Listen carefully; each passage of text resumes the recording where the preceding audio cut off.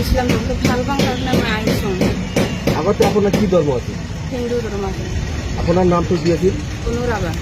আৰু এতিয়া কি হ'ল ইছলাম ধৰ্ম? অনুপা খাতুন। অনুভৱ খাতুন। অনুপা খাতুন। আগৰ নাম হ'ল অনুৰাধা, এতিয়া হ'ল অনুপা খাতুন। আপুনি এতিয়া ইছলাম ধৰ্ম গ্ৰহণ কৰিছে নেকি? ইছলাম ধৰ্ম মই গ্ৰহণ কৰিছোঁ। কিহৰ যোগেদি ইছলাম ধৰ্ম গ্ৰহণ কৰিছে? মই ইছলাম ধৰ্ম মই ভাল পাওঁ তাৰ কাৰণে মই ইছলাম ধৰ্মটো আহিছোঁ। এইটো কোৰ্টত এফিডেভিট আপুনি কৰিছে নেকি? কোৰ্টত এফিডেভিট আপুনি কৰিছে ইছলাম ধৰ্ম যে গ্ৰহণ কৰিছে? ময়ো গ্ৰহণ কৰিছোঁ ইছলাম ধৰ্ম ভাল পাওঁ তাৰ কাৰণে। কোৰ্টত কোৰ্টতো মই এফিডেভিট কৰিছে নেকি? খাওক কাগজটো।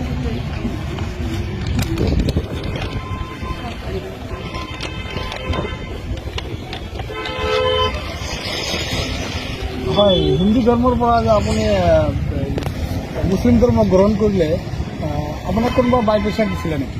নাই, মই ইচ্ছা কৰি আহিছোঁ ইছলাম ধৰ্ম ভাল পাওঁ তাকে মই ইচ্ছা কৰি আহিছোঁ হিন্দু ধৰ্মৰ পৰা। ঘৰটো শ্বেৰপাংগুৰি।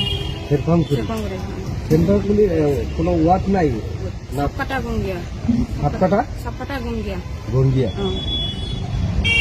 এতিয়া আপুনি তেনেহ'লে আপুনি ইছলাম ধৰ্ম গ্ৰহণ কৰি লৈ চলে?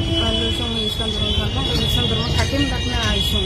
এতিয়া আপোনাৰ ইছলাম ধৰ্মৰ নামটো আকৌ কওকচোন। আপোনাৰ এতিয়া নাম ইছলাম ধৰ্ম গ্ৰহণ কৰিছে যদি আপোনাৰ নামটো এতিয়া কি হয়? ইছলাম ধৰ্মৰ নাম হ'ল অনুপা খাতুন। অনুভৱ খাতুন। অনুপা খাতুন। আপোনাৰ দেউতাকৰ নাম কি আছিল আগত? পুলিচৰ ৰাভা। পুলিচৰ ৰাভা। আৰু এতিয়া এতিয়া এতিয়া এইটো দেউতাৰ নামটো এইটো দেউতাটো মানে